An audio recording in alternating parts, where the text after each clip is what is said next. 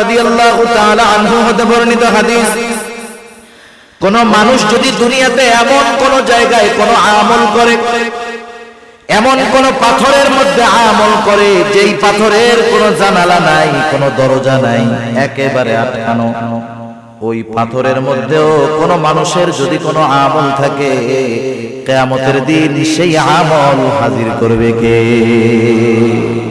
আল্লাহ তাআলা কোরআনুল কারীমের মধ্যে বলেন, ওয়ানাদাউল মাওয়াজিনাল কিসতা লিয়াউমিল কিয়ামাতি ফালা তুযলামু নাফসুন শাইআ ওয়া ইন কানা মিসকালা হাববাতিন মিন খারদালিন আতাইনা বিহা ওয়া কাফা বিনা হাসিবিন।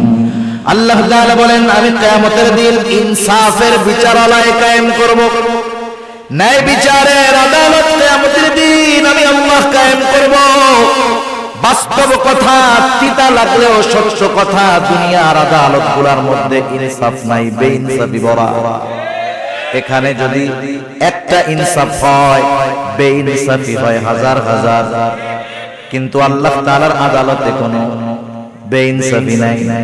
আল্লাহ তাআলা বলেন, ওয়ানাদাউল মাওয়াজিনাল কিসতা লিয়াউমিল কিয়ামাহ। শুধু তাই না, আল্লাহ তাআলা বলেন, ফালা তুযলামু নাফসুন শাইআ। সেই দিন কারো প্রতি সামান্য কোনো জুলুম করা হবে না। শুধু তাই না, আল্লাহ তাআলা বলেন, ওয়া ইন কানা মিসকালা হাববাতিন মিন খারদালিন আতাইনা বিহা। দুনিয়াতে যদি কেউ কোন সরিষা দানা পরিমাণ আমল করে, আতাইনা বিহা, ওইটারও আমি হাজির করব। সুবহানাল্লাহ। আল্লাহ তাআলা বলেন, শুধু হাজির করব তা নয়, ওই আমলের ব্যাপারে হিসাব গ্রহণ করা হবে। আল্লাহ তাআলা বলেন, এত হিসাব কে করবে? আল্লাহ জবাব দেন, কাফা বিনা হাসিবিন। হিসাব নেওয়ার জন্য আমি আল্লাহই যথেষ্ট।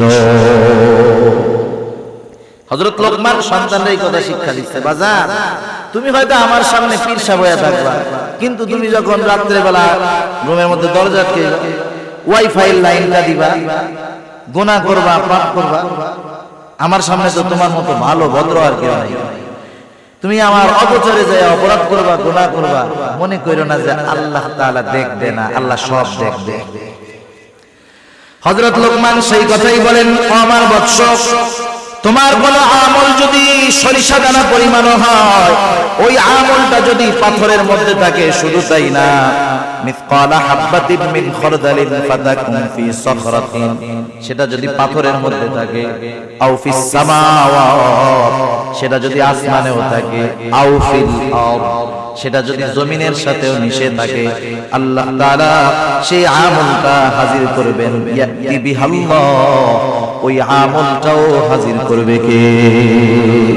প্রত্যেকটা নবী হিকমতওয়ালা, কোনো সন্দেহ নাই, কিন্তু হযরত লুকমান আলাইহিস সালাম কেন হিকমত গ্রহণ করলেন, নবুয়ত গ্রহণ করলেন না? ওনাকে যখন প্রশ্ন করা হলো, উনি তখন বললেন, শোনো, নিঃসন্দেহে নবুয়ত এটা অনেক সম্মানজনক একটা কাজ, কিন্তু আল্লাহ সুবহানাহু ওয়া তাআলা আমাকে নিজের থেকে নবুয়তের জিম্মাদারি দেন নাই, বরং আমাকে অপশন দিয়েছেন। আমি চাইলে নবুয়ত গ্রহণ করতে পারি, আমি চাইলে হিকমত গ্রহণ করতে পারি। নবুয়ত যদি আমি গ্রহণ করতাম, এই নবুয়তের যেই জিম্মাদারি, যেই দায়িত্বটা ছিল, যদি কখনো এই দায়িত্বের ভিতরে কোনো কমতি পড়তো, কোনো ত্রুটি বিচ্যুতি হতো, আল্লাহ তাআলার কাছে এই ব্যাপারে আমার জবাবদিহিতা করতে হতো। কিন্তু আল্লাহ তাআলা যদি নিজ থেকে সরাসরি আমাকে নবুয়ত দান করতেন, তাহলে আমার এই নবুয়তের জিম্মাদারি পালনের সব ব্যবস্থাপনা আল্লাহ তাআলা গ্রহণ করতেন। এজন্য নবুয়ত গ্রহণ করাটা আমার জন্য রিস্কের ছিল, আমি এই জন্য হিকমত গ্রহণ করেছি। হিকমত কাকে বলা হয়? তাফসীরের মধ্যে আসছে, হিকমত হলো প্রজ্ঞা, হিকমত হলো দ্বীনের পরিপূর্ণ বুঝ, হিকমত হলো স্বপ্নের তাবির তথা স্বপ্নের ব্যাখ্যা। হযরত লোকমানকে আল্লাহ তাআলা হিকমত দান করেছেন। উনি কত হিকমতওয়ালা মানুষ ছিলেন। এখন নয়, শুধু অতীতেও আরব জাতির মধ্যে হযরত লোকমানের হিকমতপূর্ণ ঘটনা কথাগুলার প্রচলন ছিল। তাফসীরের মধ্যে হাদিসের মধ্যেও হযরত লোকমানের এইরকম কিছু কিছু ঘটনা আছে।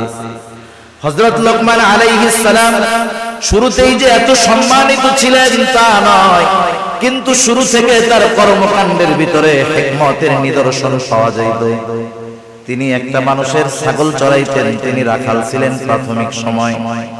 একদিন ওই ছাগলের মালিক এসে বলে, ও লোকমান, তুমি আমার জন্য একটা ছাগল জবাই করবা, আর ছাগলের সবচাইতে সুস্বাদু জায়গার গোশত আমার জন্য নিয়ে আসবা। হযরত লোকমান আলাইহিস সালাম একটা ছাগল জবাই করার পর ওই ছাগলের হৃৎপিণ্ড আর জিহ্বার গোশতটা নিয়ে মালিকের সামনে হাজির। মালিক এবার বলতেছে, লোকমান যাও আর একটা ছাগল জবাই করো, এই ছাগলের সবচাইতে নিকৃষ্ট জায়গার গোশত তুমি আমার সামনে হাজির করবা। এইবার হযরত লোকমান আর একটা ছাগল জবাই করলেন। এইবারও তিনি হৃৎপিণ্ড আর জিহ্বার গোশত নিয়ে হাজির হয়ে গেলেন। মালিক জিজ্ঞাসা করতেছে, ও লোকমান, তুমি কি আমার সাথে মজা করতেছো নাকি? তোমাকে সবচাইতে উত্তম জায়গার গোশত আনতে বললাম, তুমি হৃৎপিণ্ড আর জিহ্বার গোশত আনছো। আবার সবচাইতে নিকৃষ্ট জায়গার গোশত আনতে বলেছি, তুমি হৃৎপিণ্ড আর জিহ্বার গোশত নিয়ে হাজির হইলা, কারণ কি? হযরত লোকমান তখন বললেন, মালিক, কারো যদি এই হৃদয় আর জবানটা ভালো হয়ে যায়, তার সব ভালো হয়ে যায়। মালিক, কারো যদি হৃদয় আর জবানটা খারাপ হয়ে যায়, তার সব কিছু খারাপ হয়ে যায়, সে সবচাইতে নিকৃষ্ট হয়ে যায়। রাসূল আকরাম সাল্লাল্লাহু আলাইহি ওয়াসাল্লাম এই জন্য বলেন, ইন্নাল্লাহা লা ইয়ানজুরু ইলা সুওয়ারিকুম ওয়ালাকিন ইয়ানজুরু ইলা কুলুবিকুম ওয়া আমালিকুম।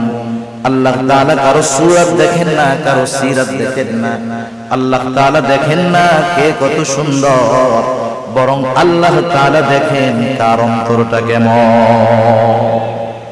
সেজন্য চেহারা, সূরত, সার্টিফিকেট এগুলোর কোনো দাম আল্লাহ তাআলার কাছে নাই। যদি হইতো তাহলে আবু জেহেল সম্মানিত ব্যক্তি হইতো, হযরত বেলাল সম্মানিত ব্যক্তি হতে পারত। হযরত লোকমান উনিও এরকম ছিলেন, আবশি কালো গোলাম, কালো চুলগুলা কোকড়া, পাগুলা ছড়ানো, ঠোঁটটা মোটা। এক কথায় আমাদের দৃষ্টিতে একটা মানুষকে অসুন্দর দেখার জন্য যা কিছু দরকার সব তার মধ্যে ছিল, কিন্তু আল্লাহ সুবহানাহু ওয়া তাআলা কেমন সম্মান দিয়েছেন। হযরত লোকমান তিনি একদিন মানুষের সামনে বক্তব্য দিচ্ছেন, বক্তৃতা দেওয়ার জন্য দাঁড়ায় গেছেন। উপস্থিত শ্রোতাদের মধ্য থেকে একজন দাঁড়ায় বলে, ও লোকমান, আপনি আপনার বক্তব্য দেওয়ার আগে আপনার নিকটে আমার একটা প্রশ্ন আছে, অনুগ্রহ করে জবাব দিবেন। হযরত লোকমান বললেন, হ্যাঁ বলো। লোকটা এবার বলতেছে, আপনি কি সেই লোকমান নাকি যেই লোকমান আমার সাথে বাগানে বাগানে ছাগল চড়ায় বেড়াইতো? আপনি কি সেই লোকমান নাকি?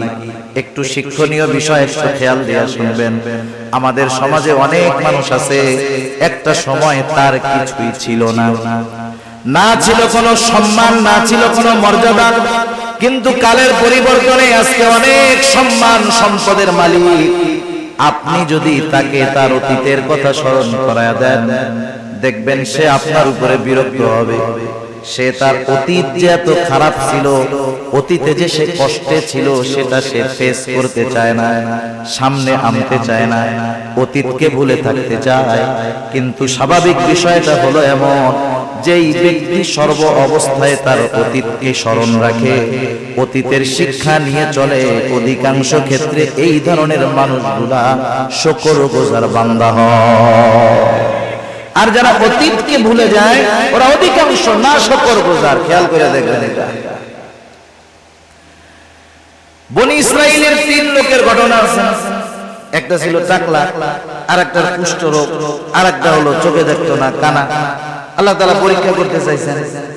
প্রথম জনের ট্রাক ঠিক করে দিয়েছেন, ওরে একটা উট দিছে।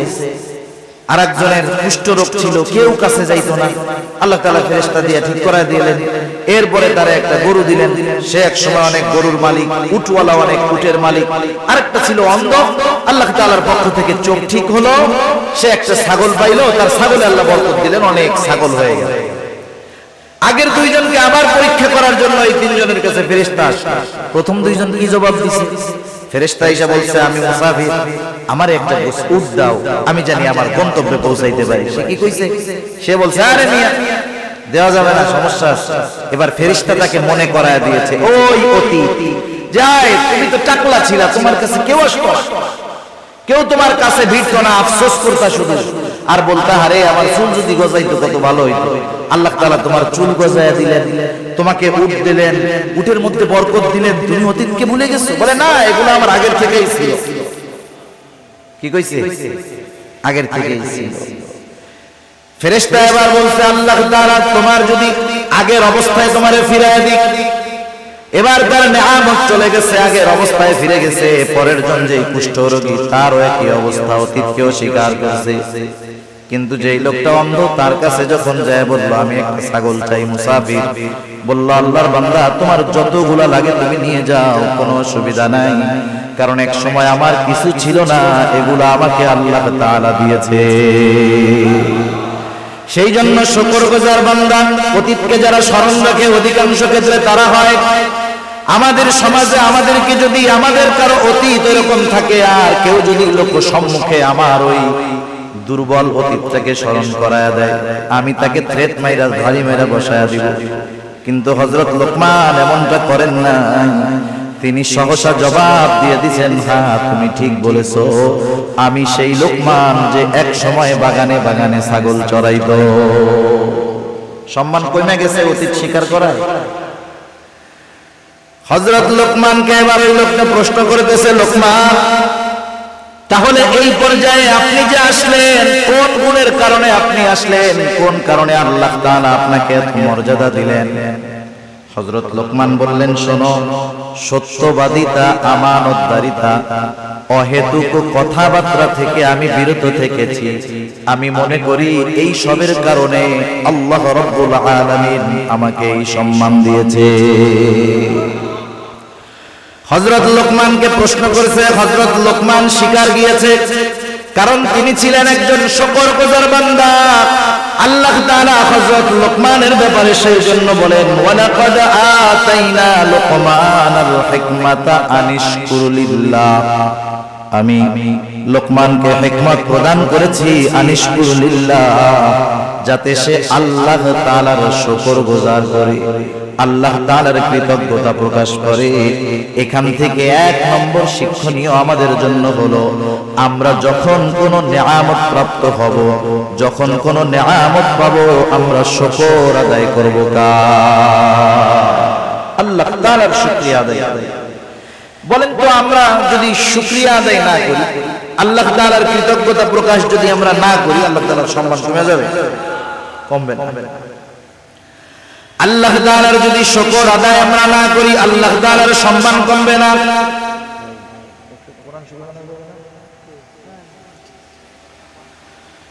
আল্লাহ তাআলার শুকরিয়া আমরা যদি সারা দুনিয়াবাসী না করি, আল্লাহ তাআলার সম্মান কমবে না। আর যদি তামাম দুনিয়ার মানুষ আল্লাহ তাআলার কৃতজ্ঞতা প্রকাশ করে, আমাদের শুকরিয়ার কারণে আল্লাহর ইজ্জত বাড়বেও না। তাইলে শুকরিয়া আদায় করলে আল্লাহ তাআলার কোনো লাভ নাই, না করলে আল্লাহ তাআলার কোনো ক্ষতিও নাই। এজন্য আল্লাহ তাআলা বলেন, ওয়া মান ইয়াশকুরু ফাইন্নামা ইয়াশকুরু লিনাফসি, যে কৃতজ্ঞতা প্রকাশ করে সে সেটা তার নিজের জন্যই করে।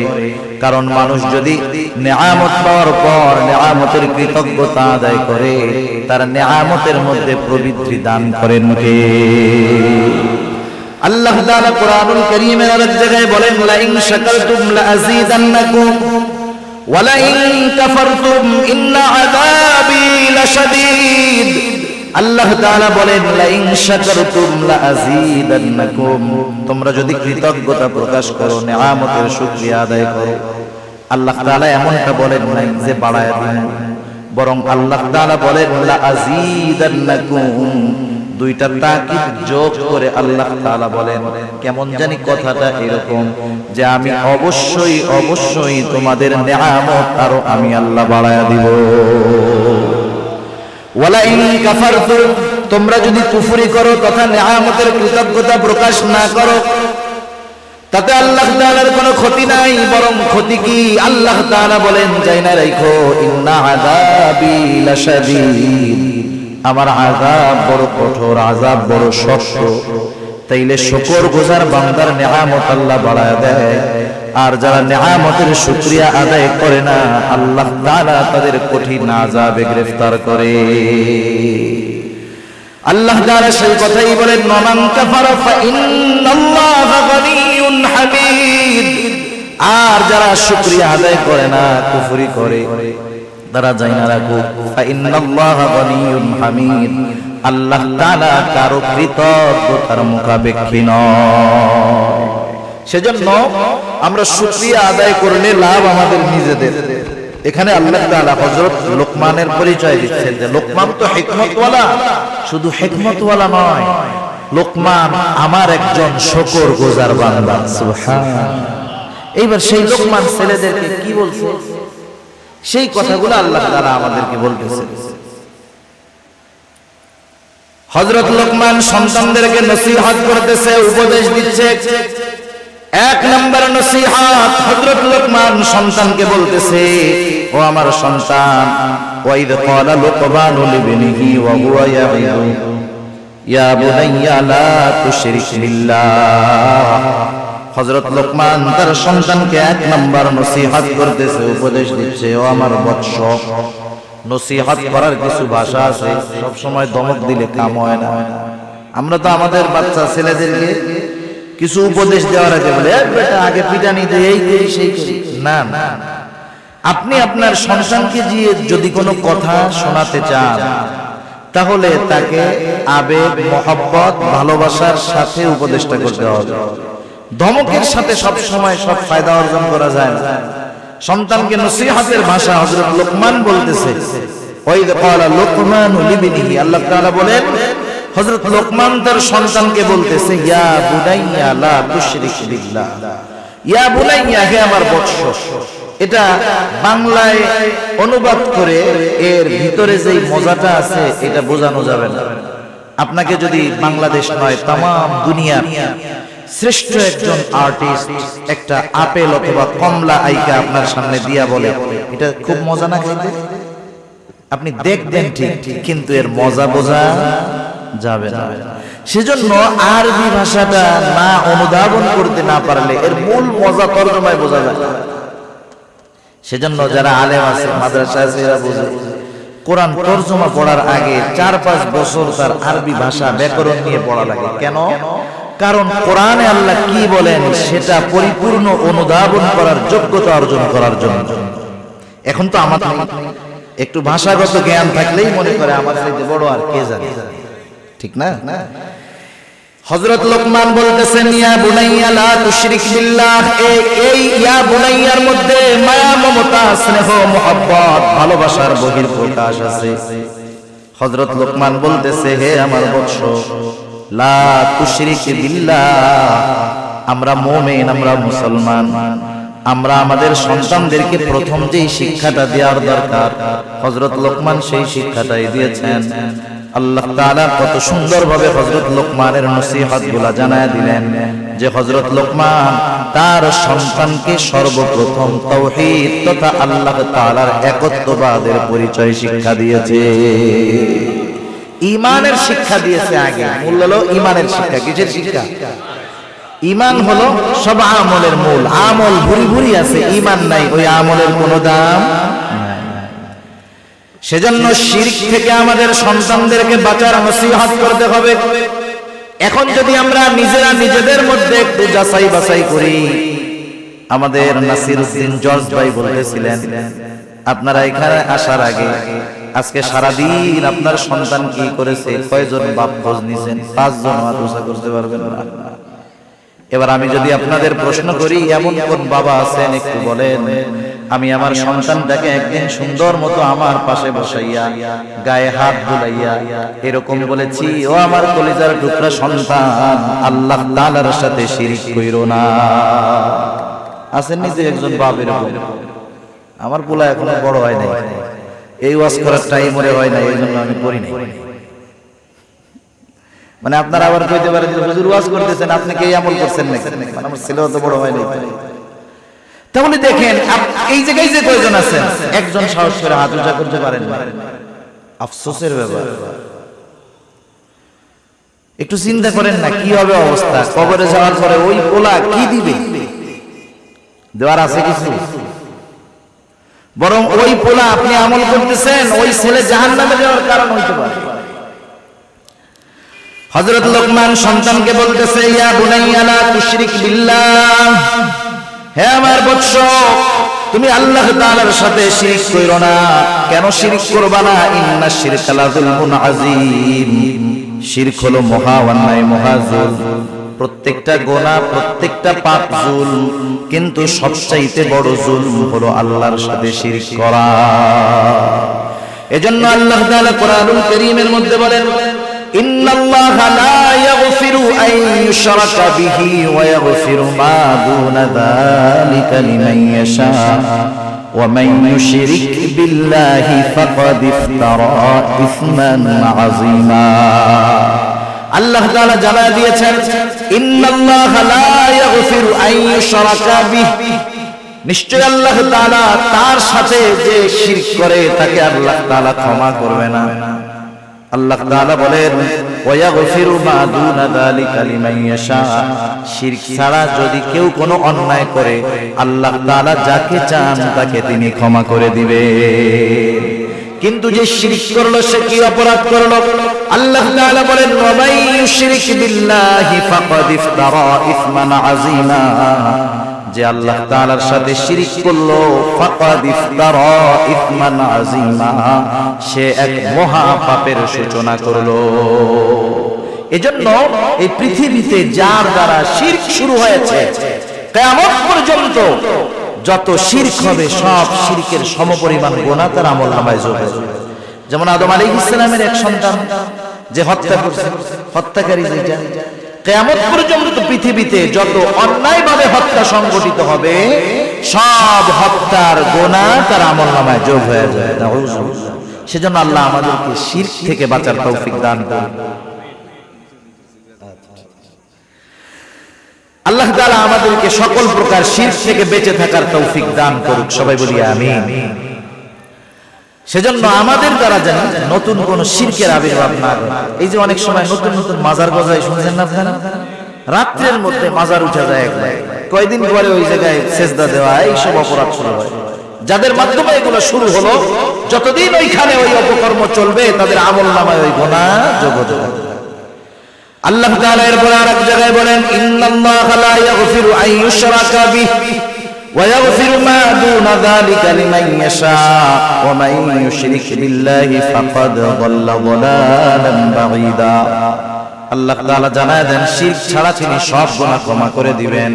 শুধু তাই না, যারা শিরকের সাথে জড়িত হয়ে যায় তারা বহুত বড় পথভ্রষ্ট হয়ে যায়, তারা সিরাতে মুস্তাকিমের পথ থেকে বিচ্যুত হয়ে জাহান্নামের পথের পথিক তারা হয়ে যায়। আল্লাহ তাআলা বলেন, ফাকাদ দাল্লা দালালান বাঈদা, তারা বহুত বড় পথভ্রষ্ট হিসাবে পরিণত হয়। শুধু তাই না, আল্লাহ তাআলা কোরআনুল কারীমের আরেক জায়গায় বলেন, মান ইউশরিক বিল্লাহি ফাকাদ হারামাল্লাহু আলাইহিল জান্নাতা ওয়া মাওয়াহুন নার ওয়া মা লিয-যালিমিনা মিন আনসার। আল্লাহ রাব্বুল আলামিন বলেন, মান ইউশরিক বিল্লাহ, যে আল্লাহ তাআলার সাথে শিরক করে, ফাকাদ হারামাল্লাহু আলাইহিল জান্নাহ, আল্লাহ তাআলা তার জন্য জান্নাতকে হারাম করে দেয়। যারা শিরক করে তাদের জন্য জান্নাত হারাম। জোরে বলেন, তাদের জন্য জান্নাত কি? হারাম, হারাম। শুধু তাই না, আল্লাহ তাআলা বলেন, ওয়া মাওয়াহুন নার ওয়া মা লিয-যালিমিনা মিন নাসীর। আল্লাহ তাআলা বলেন জাহান্নাম এটা কতই না নিকৃষ্ট আবাসস্থল, তাদের জন্য কোনো সাহায্যকারী নাই। আল্লাহ তাআলা যারা শিরক করে তাদের ব্যাপারে একটা উপমা দেন। আল্লাহ তাআলা বলেন ওয়া মান ইউশরিক বিল্লাহ ফাকাআন্নামা খাররা মিনাস সামা ফাতাখতাফুহু আত-তায়রু আও তাহওয়ি বিহির রিহু ফি মাকানিন সাহিক। আল্লাহ তাআলা বলেন মান ইউশরিক বিল্লাহ, যে আল্লাহ তাআলার সাথে শিরক করে, ফাকান্নামা খাররা মিনাস সামা, সে কেমন জানি আসমান থেকে পতিত হয়, আল্লাহ তাআলার জিম্মাদারি তার উপর থেকে উঠে যায়, সে আসমান থেকে পতিত হলো। ফাকান্নামা খাররা মিনাস সামা ফাতাখতাফুহু আত-তায়রু, একটা পাখি তারে সো মাইরা নিয়ে গেল, আও তাহউই বিহির রিহু ফি মাকানিন সাহিক, অথবা প্রচন্ড ঝড় বাতাস তাকে দূরবর্তী অজানা কোন জায়গায় নিক্ষেপ করলো।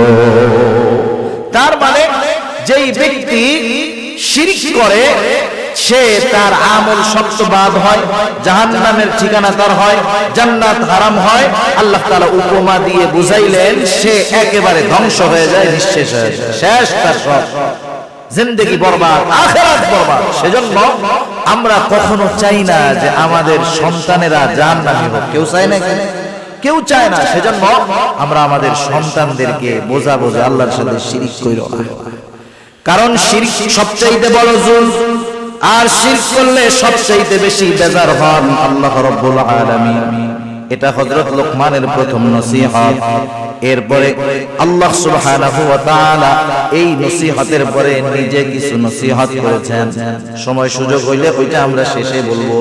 আজকে শুধু হযরত লোকমানের নসিহতগুলো আমরা শুনি, একটু খেয়াল রাখবো, মুখস্থ করার চেষ্টা করব। এক নাম্বার নসিহত, হযরত লোকমান তার সন্তানকে কার সাথে শিরক করতে মানা করেছে। দুই নাম্বার, এবার সন্তানকে উদ্দেশ্য করে হযরত লোকমান বলতেছে ইয়া বুনাইয়া ইন্নাহা ইন তাকু মিসকালা হাববাতিন মিন খারদালিন ফাতাকুন ফি সাখরাতিন আও ফিস সামাওয়াতি আও ফিল আরদি ইয়াতি বিহাল্লাহ। আল্লাহর সাথে শিরক করবা না, পাপ করবা না, শিরক করবা না। শুধু তাই না, এবার আল্লাহ তাআলা কতটা সূক্ষ্মদর্শী, তার মানে আল্লাহ তাআলা আমাদেরকে কতটা দৃষ্টির ভিতরে রাখেন। হযরত লোকমান সন্তানকে সেটা বুঝাইতেছেন। প্রত্যেকটা বাচ্চা যদি ছোট থেকে তার মা বাবা বাচ্চাকে যদি শিক্ষা দেয় আল্লাহ তাআলার ব্যাপারে, ওই বাচ্চার মগজে ওই বিশ্বাসটা ঢুকে যায়, সে সব সময় ওই বিশ্বাসের উপরে অটল থাকে।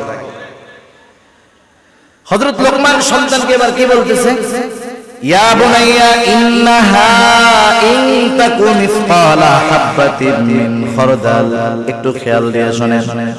বলতেছে হে আমার বৎস, ইন্নাহা সেই জিনিসটা, ইন্নাহা সেই জিনিসটা, কোন জিনিসটা? মুফাসসিরিনে কেরাম দুইটা মত পাওয়া যায়। এক নম্বর হলো এই ওই জিনিসটার দ্বারা উদ্দেশ্য হলো কোনো পাপ। কোন কোন মুফাসসির বলেন পাপ না, সেটা যে কোনো আমল, ভালো আমল হতে পারে, মন্দ আমল হতে পারে। হযরত লোকমান সন্তানকে বলতেছে ও আমার বৎস, তুমি যেই আমলই করো না কেন, ভালো অথবা মন্দ, ইন্নাহা ইন তাকু মিসকালা হাববাতিন। আল্লাহ তাআলা হযরত লোকমানের নসিহতটা কত সুন্দরভাবে দেখেন আমাদের খেদমতে পেশ কইরা বলে।